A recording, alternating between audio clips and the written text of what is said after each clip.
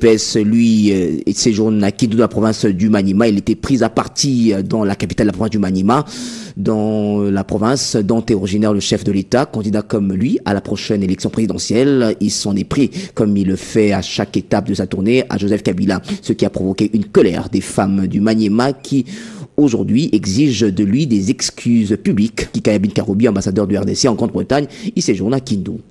Nous avons eu du mal à contenir la population du Maniema et plus spécialement les femmes. Pour la simple raison que ils ont jugé les déclarations de M. Étienne Tshisekedi, candidat à la présidence de la République, injurieux, irresponsable et de nature à causer la haine, à semer la haine dans le chef de la population. Comment expliquer que M. Tshisekedi, qui en 50 ans de vie politique n'a jamais mis les pieds au Maniema, arrive ici et fait sa première déclaration. Il dit que si quelqu'un ne parle pas lingala, il n'est pas congolais. Vous comprenez, il est ici en territoire swahiliphone. Le Maniema, nous sommes une province où la langue principale, c'est le swahili, qui se trouve être aussi une des 4 langues nationales. Et venir nous dire ici que nous, les swahiliphones, nous ne sommes pas des Congolais, c'est la première insulte. La deuxième insulte, il dit qu'il ne connaît pas la maman de Joseph Kabila. Alors que la maman de Joseph Kabila est une fille du Maniema. Alors les mamans se sont senties insultées parce qu'elles ont porté Joseph Kabila pendant 9 mois dans leur ventre. Elles ont allaité Joseph Kabila. Ça a indigné tout le monde, ça a créé les problèmes que vous avez vus, que vous avez entendus.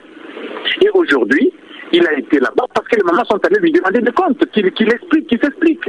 Elles ont demandé à la limite que le monsieur retire ses paroles ou qu'il vienne demander pardon, c'est la moindre des choses. Devant cette situation-là, nous, en tant que responsables politiques, nous avons essayé de calmer la situation. Nous avons fait venir ces mamans. Moi, pour ce qui est des mamans du PPRD, je les ai amenés à notre permanence du parti. Je les ai calmés pour que nous ne voulons pas que ce colis gênant qu'est M. Tshisekedi dans notre province vienne trouver un prétexte quelconque pour faire dérailler le processus électoral. Voilà la situation. Et il faut dire que Madame Cécile Faraille, qui est l'une de ces femmes qui sont en colère, dément être instrumentalisée par un quelconque parti. Le leader de l'UDPS les a insultés, a-t-elle dit au téléphone de votre radio. Les mamans du Maniema exigent avant qu'ils ne quittent Kindu qu'ils leur présentent des excuses publiques. On écoute Cécile Faraille. C'est un juriste. Il est venu avec ses propos. Pour nous, il a dans sa judiciaire une enveloppe contenant les résultats qui prouvent qu'il n'est pas fils de Laurent Désiré Kabila et de Sifa Mahania.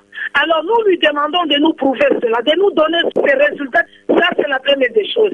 S'il est incapable, il n'est pas en mesure de nous les donner, de les démontrer, c'est qu'il doit alors, il doit démentir les choses qu'il a dit du haut de la chair, du haut de la tribune. Il doit démentir et demander pardon à toutes les mamans, d'abord du Maniema, à toutes les mamans de la République démocratique du Congo et à tous les peuples congolais. Ça, c'est ce que nous lui exigeons.